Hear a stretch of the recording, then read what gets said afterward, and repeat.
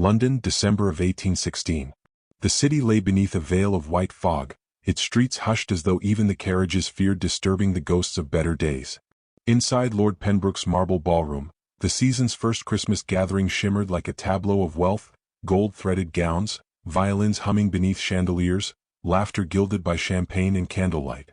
And yet, at the edge of that brilliance stood a young woman in last year's silk, her gloved hands clasped tight enough to whiten the knuckles beneath them. Lady Julia Harbury had never looked more composed, nor felt more undone. Her gown, a faded ivory once her mother's, had been carefully altered to disguise its age, but under the ruthless glow of Pembroke's mirrors, it betrayed her. Society women in fresh muslins and Paris lace whispered behind feathered fans. "Poor Harbury girl," murmured one. "Still unwed." "And quite without fortune," said another, eyes bright with pity sharpened into cruelty. Julia's spine straightened at the sound. She'd learned long ago that a woman's dignity was the last possession she could lose, and the most difficult to keep. She moved through the throng with grace learned from better winters, acknowledging nods, curtsies, polite half-smiles. Every greeting felt like a reminder that her father's estate had collapsed under debt, that creditors circled Harbury Manor like wolves around an empty barn. If no marriage came before year's end, she and her younger brother would have nowhere to go. The thought pricked her heart, but she forced herself to smile when Lord Edwin Melrose approached, young, handsome, heir to a vast fortune. His bow was gallant, hope fluttered faintly in her chest. "Lady Julia," he began, "I wondered if—" But then a voice, smooth and deadly, slid in behind him. "Edwin, your mother seeks you." Lady Melrose stood near the column, her gaze cool and assessing. Julia caught the brief tightening of the woman's lips, disapproval, disdain, and calculation. A moment later, Edwin stammered an apology and retreated, leaving Julia standing before the ballroom's full gaze, a woman publicly unchosen. For one heartbeat, the room seemed to still, the violins faltered, and Julia's composure cracked beneath invisible weight. She turned away quickly as if the windows themselves might offer her refuge. Outside the glass, snow began to fall, soft as ash. The reflection that stared back at her, pale face, tired eyes, proud chin, was not the girl she'd once been. It was the last remnant of a name soon to be erased. Lady Julia. A footman approached discreetly, extending a folded note. "Delivered moments ago, my lady." She hesitated, no one wrote to her now, then broke the seal. The handwriting was hurried, slanted, heartbreakingly familiar. "They have found me. I cannot hide much longer. Forgive me. Signed, T." Her pulse thundered. Thomas, her 17-year-old brother, had been hiding for months from debt collectors demanding payment on their late father's failed investments. She had pawned jewels, gowns, every precious remnant to keep him safe. Now even that fragile safety had shattered. Julia's breath misted the window pane. Beyond the frost, London glimmered like a promise already broken. She folded the letter into her glove, careful not to tremble, and turned from the warmth of the ballroom toward the open doors and the cold. No one noticed her departure. Why would they? The orchestra swelled, laughter rose anew. To them she had already vanished. The air outside struck her cheeks like glass. Carriages passed in muffled rhythm. Horses snorted steam into the night. She walked quickly, her hem darkening with snowmelt, her boots thin from wear. Every step seemed to echo the question she could not silence. What now? Where could she turn, with her brother hunted and her name disgraced? In the lamplight ahead loomed the outline of Ashkam House, black iron gates guarding the grandest estate in London. She had never been inside, though the Duke's reputation filled every drawing room from Mayfair to Westminster. Alexander Ravensworth, Duke of Ashcombe, 50 years old, widower, statesman, a man whose temper Parliament feared more than the king's. His charities were few, his affections fewer. Yet he was said to value logic above all things, even in matters of the heart. Perhaps, then, he might understand a proposal not born of romance but of necessity. Julia paused beneath the gate's shadow. Snowflakes clung to her lashes, melting into tears she refused to acknowledge. Behind her, the city glittered.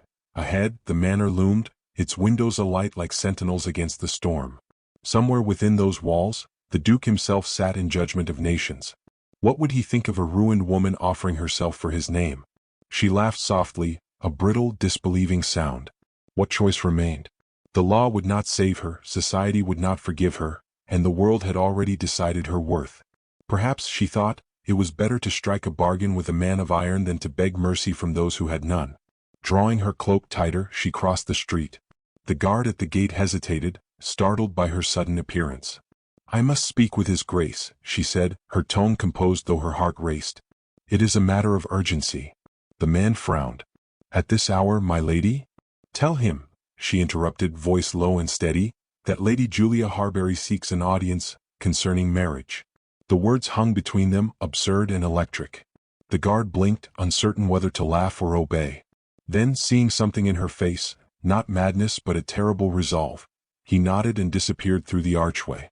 Snow drifted heavier now, wrapping the city in a shroud. Julia waited, breath visible, gloved hands clasped. Each second stretched like a century. From within the house came faint sounds, a door opening, a butler's murmured steps, the distant rhythm of a clock striking midnight. Finally the gate creaked open. "This way, my lady." She followed the servant up the drive. The house rose before her, all symmetry and shadow, its marble columns crowned with frost. As the doors swung inward, warmth and light flooded out, gilding her figure in pale fire. The butler bowed slightly. "His Grace will receive you." She stepped inside. The air smelled faintly of cedar and ink. A grand staircase spiraled upward, portraits of ancestors gazing down in silent disapproval. The servant led her through corridors where candlelight trembled on polished wood until they reached a pair of tall doors. He knocked once. "Enter," came a voice, deep, measured, unmistakably authoritative. Julia's pulse quickened. The door opened. The Duke sat before a hearth, silver hair catching the fire's reflection, a pen still poised above unfinished correspondence. His eyes lifted, gray, analytical, assessing her as though she were both curiosity and challenge. "My lord," she began, curtsying deeply, "forgive the intrusion at such an hour. But I have come, because I require a husband." The silence that followed was nearly unbearable. The fire popped, a clock somewhere ticked. He regarded her a long moment, expression unreadable. "And you imagine, Lady Harbury," he said slowly, "that I might be persuaded to fill the vacancy?" Julia lifted her chin. "I imagine, Your Grace, that you require one as well." For the first time, the faintest trace of surprise crossed his features. Or was it intrigue? The firelight deepened the lines around his mouth, half shadow, half revelation. He leaned back, voice quiet but edged with curiosity. "And on what terms would this arrangement rest?" "Terms," she said softly, "of survival." Outside, the bells of St. James tolled midnight. Inside, the Duke's quill rolled from his hand and fell soundlessly to the carpet. In that single moment, under firelight, in the still heart of winter, the fate of two lives, one desperate and one dying, began to entwine. The Duke of Ashcombe did not believe in sentiment. He believed in precision, in contracts, signatures, and the unyielding logic of human nature. Yet when Lady Julia Harbury stood before him, her poise frayed but not broken, he felt a faint, unaccountable shift beneath the calm machinery of his thoughts. She was not beautiful in the fashionable way, no practiced languor or coquettish tilt of the head, but there was something arresting in the quiet steadiness of her eyes, in the way desperation wore dignity like armor. "You require a husband," he said, his tone more inquiry than disbelief. "I require protection," she answered, meeting his gaze. "And you, Your Grace, require a wife who will not trouble you with affection." A silence followed, not empty but weighted, like a room before a storm. The Duke's brow arched faintly. "A curious proposition, Lady Harbury. Most women speak of love. You speak of absence." "I have learned," she replied, her voice soft yet unwavering, "that love rarely favors the poor." The faintest flicker crossed his features, perhaps understanding, perhaps memory. He gestured to the chair opposite him. "Sit." She obeyed, gloved hands folded in her lap. The firelight glowed against her pale skin, catching on the single threadbare ribbon at her wrist. He regarded her the way a statesman weighs an unexpected treaty. "You understand what society will say," he murmured.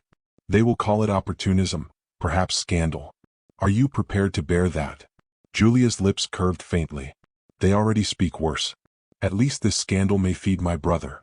That quiet confession, unadorned, unashamed, struck him harder than pity. He had seen women weep, plead, flatter. But this one made her case like a barrister, truth without ornament. He rose and crossed to the window. Outside, snow fell heavier, muting the city's glow. "You presume much of my generosity." "I presume nothing," she said simply. "I offer a bargain. Your reputation requires distraction. Mine requires salvation. A union of convenience, nothing more." When he turned back, her gaze held him still. He studied her as one might study a portrait that refused to remain still, shadows of strength beneath fragility, intelligence veiled by restraint. Finally he spoke. "You are remarkably direct for a woman seeking favor. I have no luxury for delicacy." A breath of quiet amusement escaped him, rare, dry, fleeting. "Very well, Lady Harbury. Let us speak of terms." They discussed with the gravity of diplomats. The Duke would announce an engagement within a fortnight. The ceremony would occur before Christmas Eve. Julia would become Duchess of Ashcombe, attend every public appearance, and lend an air of serenity to his household. In return, she would receive shelter, protection, and the preservation of her brother's safety, though he made no promise yet of how. When all was settled, he retrieved a small box from the desk and opened it. Inside lay a plain gold ring. "My late wife's," he said almost absently. "If this arrangement is to appear convincing, you will wear it." Julia hesitated. "I could not." "You could," he interrupted, his tone brooking no refusal. "And you will." She slipped the ring onto her finger. It hung loose, heavy, a relic of another woman's life. "Thank you," she whispered. "Do not thank me," he replied. "You have purchased your place with honesty, and I value that currency above all." The next morning, the Morning Gazette announced the engagement. By noon, London was aflame. The Duke of Ashcombe to wed impoverished Lady Julia Harbury. Tongues wagged across drawing rooms and coffee-houses alike. Some called it charity. Others whispered of blackmail. One paper insinuated that she had ensnared him through deceit. And everywhere her name became entertainment. At her modest lodging, Julia endured the gossip's echo through thin walls. The landlord's wife stared when she passed. Shopkeepers spoke in hushed tones. Even Thomas, her brother, urged her to flee before the Duke changed his mind.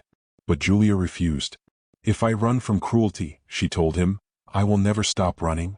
2 days later, a carriage bearing the Ashkam crest arrived to collect her. Inside waited a letter, sealed in the Duke's hand. "You will attend the musicale at Pembroke House this evening as my intended. Appear undaunted. Appear adored." Julia's pulse raced as she stepped from the carriage that night. The ballroom, once a scene of humiliation, now parted before her like the tide. The same women who had whispered now curtsied.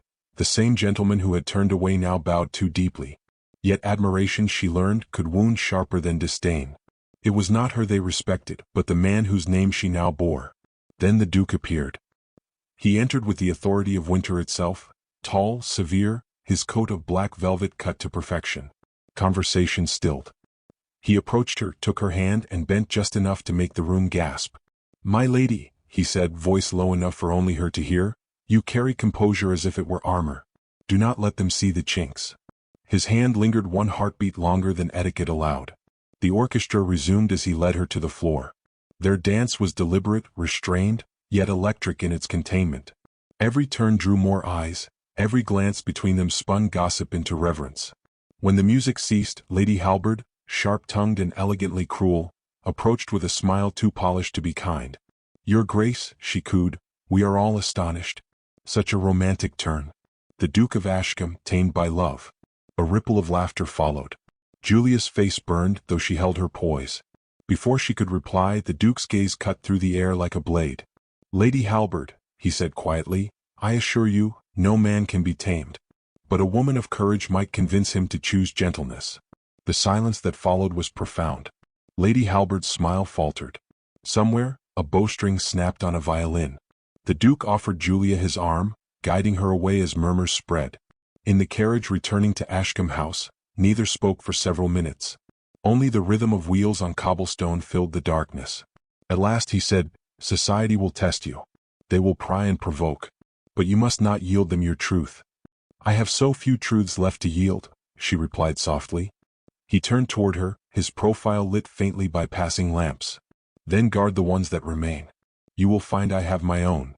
When they reached the mansion, he handed her down, his gloved hand steady against hers. "Tomorrow," he said, "you will move into Ashkam House. Appearances must be preserved." She nodded, then hesitated. "And my brother?" Something unreadable flickered in his eyes. "He will not be forgotten." It was not quite reassurance, but it was the closest thing he had offered to kindness. She inclined her head and stepped inside, the gold ring glinting faintly in the candlelight. That night, alone in her borrowed chamber, Julia unfolded a second note left on her dressing table in the Duke's unmistakable hand. Lady Harbury, remember, every gift has meaning.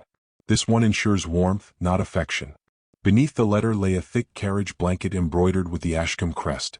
She traced the stitching with her fingers, uncertain whether to weep or smile. Outside, the snow continued to fall, silent and endless. Somewhere in the city, someone slipped a folded newspaper beneath a tavern door. Its headline read, "The new Duchess hides more than poverty." Julia's hand froze mid-motion. Her candle flickered once and went out. The days that followed unfurled like pages written in careful ink, quiet, deliberate, each line concealing more than it revealed. Ashkam House, vast and austere, had become both sanctuary and prison for Lady Julia Harbury. Servants bowed when she passed, yet spoke her name with hesitation, as if afraid the syllables themselves might shatter the illusion of respectability that now cloaked her. Her chambers smelled faintly of lavender and new linens, and though the rooms were warm, she could not forget that she lived among strangers. The Duke, meanwhile, remained as impenetrable as ever. His kindnesses were mathematical, precise, necessary, and nothing more. Each morning, he breakfasted in the library with his correspondence spread like a battle map before him. Julia joined him as duty required, her teacup trembling slightly in her hand though her composure never faltered. He would inquire after her comfort in the same tone one might use to confirm a ledger's balance. She would thank him with equal restraint. Yet beneath that symmetry of politeness, something unspoken began to stir, a fragile awareness, like a melody heard through closed doors. One afternoon, a snowstorm swept through London, trapping all within. The city's distant hum faded into silence, and Ashkam House seemed to draw in upon itself. The Duke's staff moved quietly through corridors lit only by firelight. Julia, restless, wandered through the east wing until she reached the library, a cavern of mahogany and warmth that smelled of age and intellect. She hesitated at the threshold. This room, she recalled, was forbidden to all but family. Yet something in her longed to step inside, to see the space that held the secrets of a man who never spoke them aloud. She entered softly. Shelves towered like cathedrals of knowledge. The fire glowed low, casting golden light upon a large armchair where the Duke sat reading. He looked up, and for a moment she thought he might send her away. But his expression softened, imperceptibly, as he gestured toward the chair opposite his own. "Lady Harbury," he said, his voice low and measured, "it seems the storm has given us no escape from one another." "I hope that is not entirely a punishment, Your Grace," she replied, her tone lighter than she felt. He regarded her for a long moment before replying. "Punishment implies wrongdoing. I would rather call it inevitability." The faintest smile touched her lips. She took the seat by the fire, folding her hands in her lap. For a while neither spoke. The wind sighed against the windows, snow whispering across the glass. At last, the Duke closed his book and regarded her directly. "You are not what I expected," he said simply. "And what did you expect?" He considered her. "A woman desperate enough to beg would not sit before me so calmly. Nor would she quote Milton at breakfast." Julia's cheeks warmed. "I do not beg, Your Grace. I negotiate." He leaned back, a rare flicker of admiration ghosting across his face. "Indeed. You are a negotiator of remarkable grace. Tell me, what do you seek to gain beyond the obvious security?" The question pierced deeper than he intended. She hesitated, eyes fixed on the fire. "I seek time," she said at last. "A little more time to save what remains of my family." "And your brother?" Her heart lurched. "You know of him?" "I know everything the law knows," he replied evenly. "Your brother's debts are no secret, though his current whereabouts appear uncertain." Julia's breath caught, panic rising like cold water. "If you mean to expose him." "Expose him?" His tone carried the faintest rebuke. "I am not the magistrate, Lady Harbury.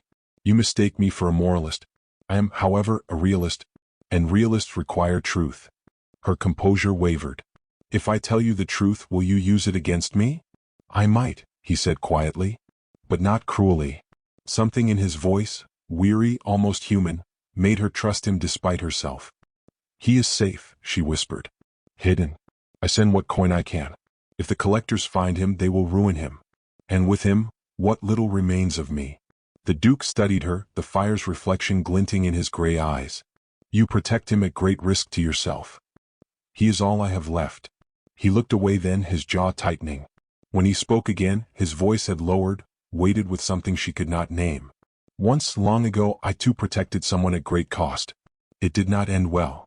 Julia tilted her head. Your wife. His silence was answer enough. The clock ticked softly. Then, as if to anchor himself to the present, he poured 2 glasses of brandy and handed her one. Their fingers brushed, a small, startling contact that sent warmth rippling through her chest. Forgive me, he said quietly, retreating behind formality again. I forget that women seldom drink spirits. Then perhaps they ought to start, she murmured, raising the glass. The burn steadied her. He smiled faintly, a rare, unguarded thing. You are not at all what I imagined. Nor are you, Your Grace. The storm raged harder outside, but inside, something gentler took root, not affection but the first tremor of understanding. They spoke long into the evening, not of scandal or propriety but of books, of music, of what London had been before grief and duty consumed them both. She learned he loved philosophy but distrusted idealists. He learned she played the pianoforte though her fingers had not touched ivory in months. As the clock struck 11, the Duke rose, intending to bid her good night. But halfway to the door he faltered. His hand pressed briefly to his chest. A flash of pain crossed his features, swift, almost imperceptible, yet sharp enough to make her rise. Your Grace. He straightened at once. A mere fatigue. Nothing more. But she saw the faint stain of crimson on his handkerchief as he tucked it away. Her heart clenched. You are unwell. He turned toward her, his composure iron. I am aging, Lady Harbury. It is a chronic condition. She stepped closer, defiance replacing fear. You should see a physician. I have, he said quietly. And he has little to offer but patience. Something in his tone, final, resigned, silenced her. He met her gaze with an unreadable calm. You see, Lady Harbury, this arrangement of ours is most convenient. You need time to save your brother. He hesitated, then continued, I need distraction from the clock. The fire popped and the sound felt like the closing of a door. She understood then. His bargain had been no act of pity, but a man's quiet rebellion against his own mortality. I am sorry, she whispered. He smiled faintly. Do not be. You have given me purpose, however false. The clock struck midnight and the storm outside softened.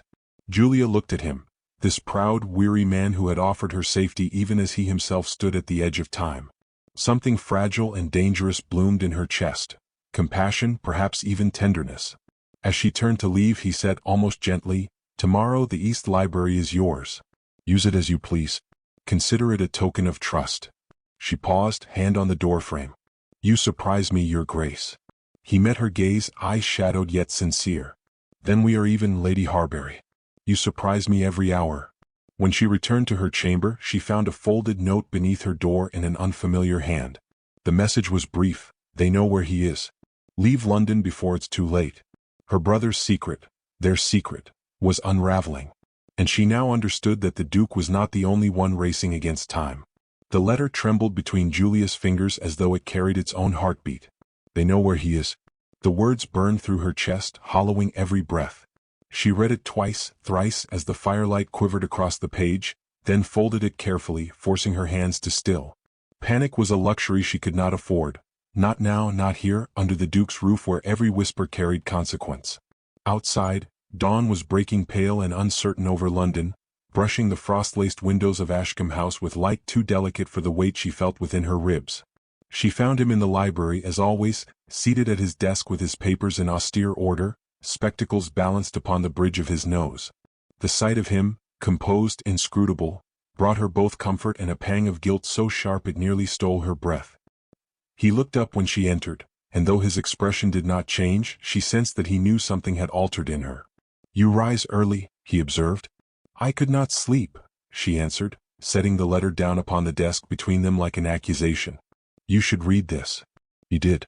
His eyes scanned the page and the faintest muscle in his jaw tightened. When he looked at her again, his tone was calm, but the calm of a man holding back a storm. You have received threats before? She shook her head. Only warnings. But this comes from someone who knows too much. Then we must discover who, he said. The word we caught her off guard. For the first time he spoke not as a patron or protector, but as an ally. She studied him, his stillness, his steadiness, and wondered what it cost him to offer such solidarity. I fear it may be too late, she whispered. If they find Thomas. They will not, he interrupted. Ashkam has resources far beyond rumor and shadow. I will see to it. She opened her mouth to protest but stopped when she saw the faint pallor beneath his composed expression. His hand trembled slightly as he folded the letter. The realization chilled her. The Duke, the unshakable pillar of London's order, was not well enough for this kind of war. Your Grace, she said softly, you cannot. He raised a hand, silencing her. Julia, he said, her name, spoken without title, without distance. It stunned her more than any command. If I can protect you, I will. If I can protect your brother, I must. There are debts of my own that require paying. What debts? She asked, though she knew he would not answer. His gaze turned toward the fire, its glow painting his face in amber and shadow. My son, he said at last, voice low. Benedict, the heir the world calls my success, and my failure. He believes I married you to hide his indiscretions. Perhaps he is not entirely wrong. But I would rather the world see scandal in me than pity in him. She felt the ache behind his words, the loneliness of a father who had lost not to death, but to pride. You protect him, she murmured, as I protect my brother. The faintest smile ghosted across his lips. Then perhaps we understand each other more than I feared. The air between them thickened with unspoken gratitude, too fragile to name. When he rose, she saw again the stiffness in his movements, the effort it cost him to stand upright. I must speak to Benedict, he said. The matter of your brother will require discretion. Julia watched him leave, the echo of his steps fading down the corridor. The morning felt colder once he was gone. She knew he meant to help her, yet every instinct warned her that the truth, the full truth, would destroy them both. That afternoon, the house stirred with unusual tension. Footmen hurried with sealed letters. A carriage departed for Westminster. When the Duke returned, his face was grave. I have done what can be done, he said. Your brother will be safe for now. What did you do? I asked no questions of men who prefer to be paid in silence. Her breath caught. You risked your position for me? He regarded her evenly. A reputation is a small price when a woman's life hangs in the balance. Before she could speak, the door opened and Lord Benedict entered without knocking. He was younger than she expected, handsome in the careless way of those never denied. Father, he said sharply, so the rumors are true. You've emptied half your coffers for your bride's mysterious kin. Do you mean to bankrupt the duchy for her petty projects? Julia froze. The Duke's face hardened into marble. You will address your Duchess with respect. Duchess. Benedict laughed bitterly. A woman whose name was in the scandal sheets a month ago? Who hides thieves and beggars beneath your roof? Enough. The Duke's voice cracked through the room like thunder. You forget yourself. I forget nothing, Benedict spat. You marry a ruin to distract Parliament from my mistake, and now she bleeds you dry. Have you lost all sense? Before Julia could interject, the Duke stepped forward, slow but deliberate, and struck the edge of his cane against the floor. Get out, he said, while I can still bear the sight of you. Benedict's expression faltered, fury warred with shock. But then, seeing his father's hand tremble as he gripped the cane, he smirked. Ah, he said softly. So the rumors are true then. The mighty Duke weakens. Julia gasped. The Duke's shoulders stiffened, but he said nothing. Benedict bowed mockingly and departed, leaving silence behind him like a curse. Julia moved to him at once. You should not have.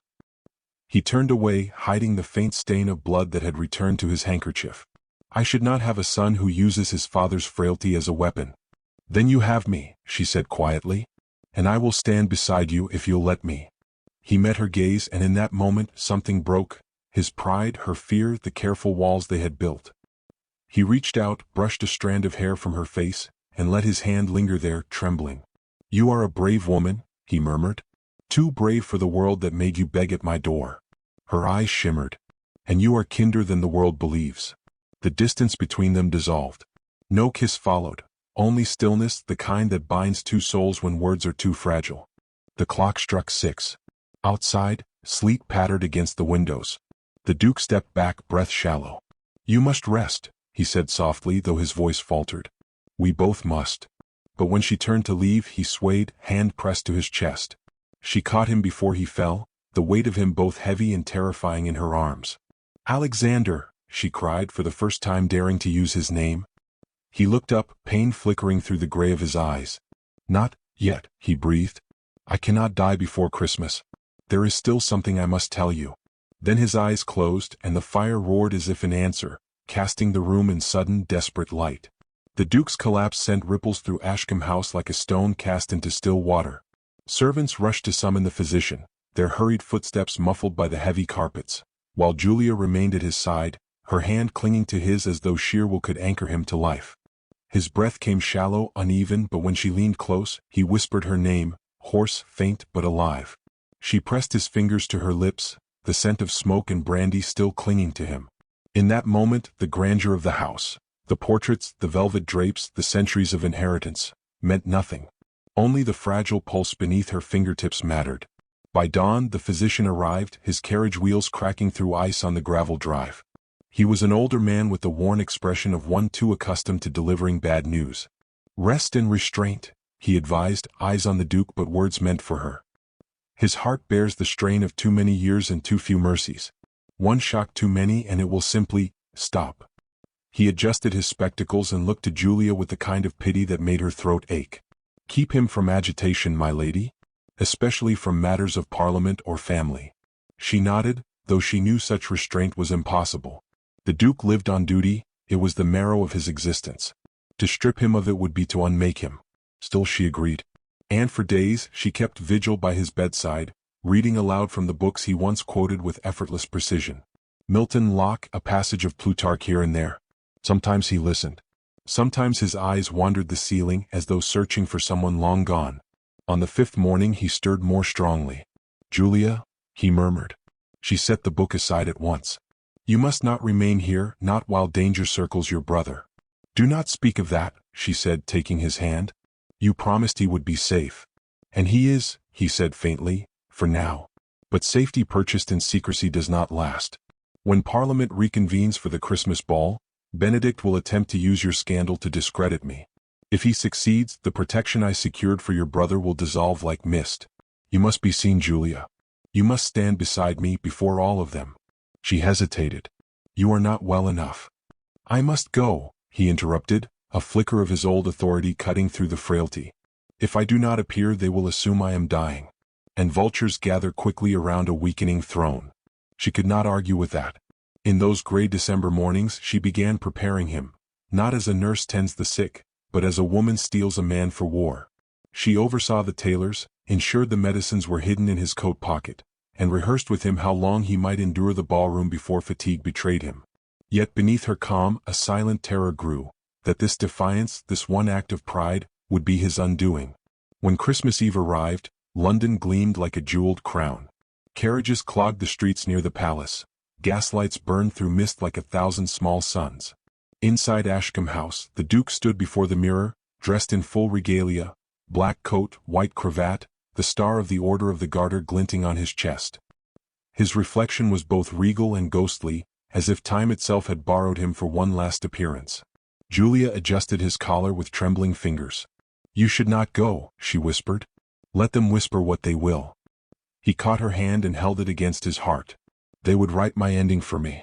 Let me author it myself." Her eyes filled. "Then promise me if you feel pain." He silenced her with a faint smile. "You have already taught me pain, Julia. The kind that reminds one he is still alive." They arrived at the palace beneath a flurry of snow.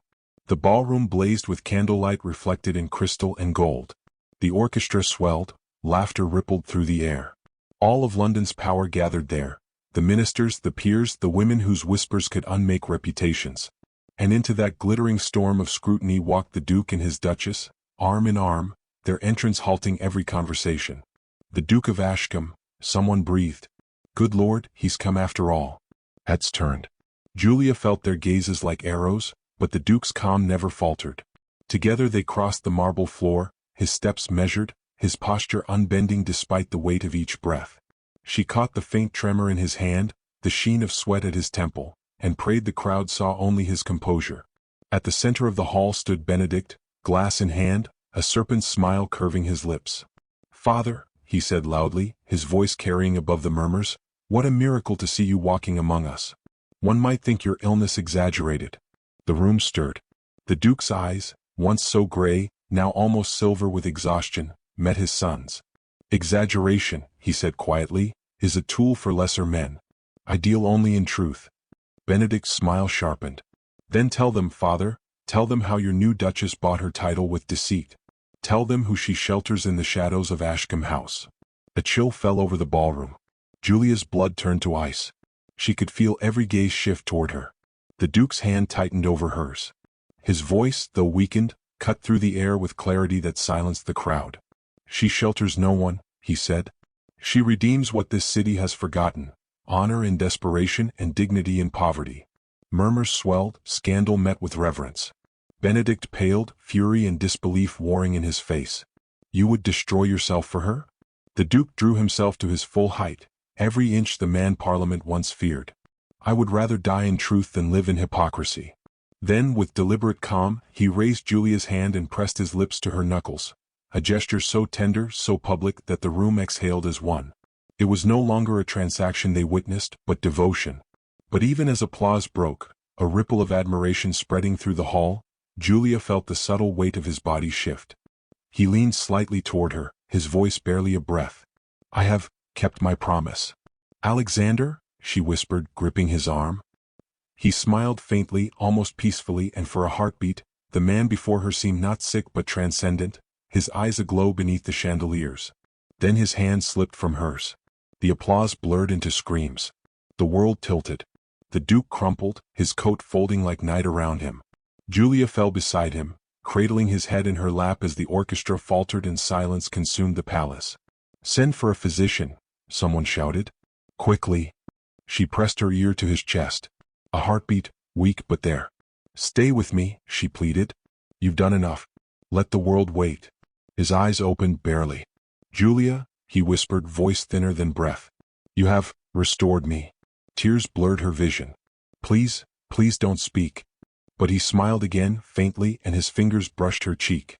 I never wanted pity, he murmured. Only peace. And you? His words broke off, unfinished, his hand falling gently away. The silence that followed was absolute. Snow drifted past the high windows, soft and indifferent. The Duke of Ashcombe lay still, his final expression serene as though even death bowed before his will. They carried him home to Ashkam House that night. The city mourned in hushed reverence. Newspapers called his passing noble, poetic, tragic. Yet within the quiet halls of his estate, Julia sat beside the cold hearth, the gold ring heavy on her hand. A week later she received a sealed envelope addressed in his hand. Inside lay a deed, to her brother's freedom, signed and stamped by Parliament, and a note written in the Duke's steady script. You taught me mercy. Let that be my legacy. Julia pressed the letter to her heart. The firelight wavered, reflecting in her tears. Outside, the first snow of the new year began to fall.